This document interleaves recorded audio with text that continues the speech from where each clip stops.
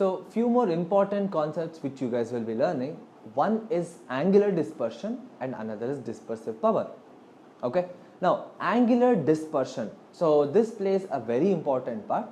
Now what it is defined as is the difference in deviation suffered by two colors when it is passing through any medium. Okay, any medium. So there is no like a proper definition that it has to pass through a prism or rectangular glass slab or something like that, any through medium.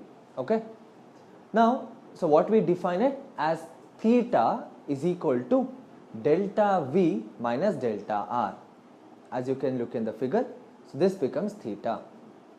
Okay, now the deviation suffered by the violet light, we already know delta V is equal to A into mu V minus 1, right? And same way delta R is equal to A into mu R minus 1, right? Now what is theta? Delta V minus delta R, correct? So we have A into mu V minus 1 minus A into mu R minus 1, right? So if you simplify, we will get delta V minus delta R is equal to A into mu V minus mu R. In other words, the angular dispersion theta is equal to A into mu V minus mu R. Okay, so this is angular dispersion, meaning how much of the deviation, the difference in the deviation we are calculating. Okay, now why this is important? Because different types of materials we have, right? Like we can have crown glass or flint glass or different types of glasses. So how much of deviation will occur when the same ray of light passes through different media? Okay, so to know that, we need to know what is the angular dispersion. So another one is dispersive power.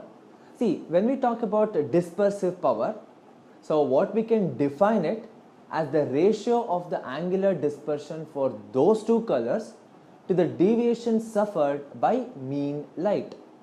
Okay, now so for two colors, that's basically red and violet. Now when we talk about mean light is the yellow color, because when you take the VIBGYOR, when you take that spectrum, red and violet are the two ends, in the middle we have yellow light. Okay, even if we consider the wavelength, so 4000 to 7000 is what we have. In between we have the yellow light frequency and the wavelength also. Okay, so the mean light is the yellow light.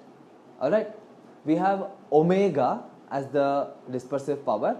So omega is equal to delta V minus delta R divided by delta. Okay, now what we have is, see, we already know what is delta V and delta R, correct? So what we have to consider is just delta.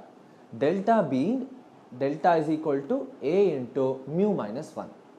Okay, so we are talking about the mean light. Okay, so we have omega is equal to, so if you substitute all these things, so we have A into mu V minus 1 minus of A into mu R minus 1 divided by A into mu minus 1, right? If you simplify this, you will get mu V minus mu R divided by mu minus 1. So this gives us the dispersive power. So let's say you have a crown glass of some refractive index, then we'll get to know what is the dispersive power of the particular prism. Okay, so these two plays a very important part, as there are a lot of practical applications of these two. Okay, so angular dispersion and dispersive power. So angular dispersion is the difference in the deviation, whereas dispersive power is the ratio of the deviation suffered by the light to that of the mean light. Okay.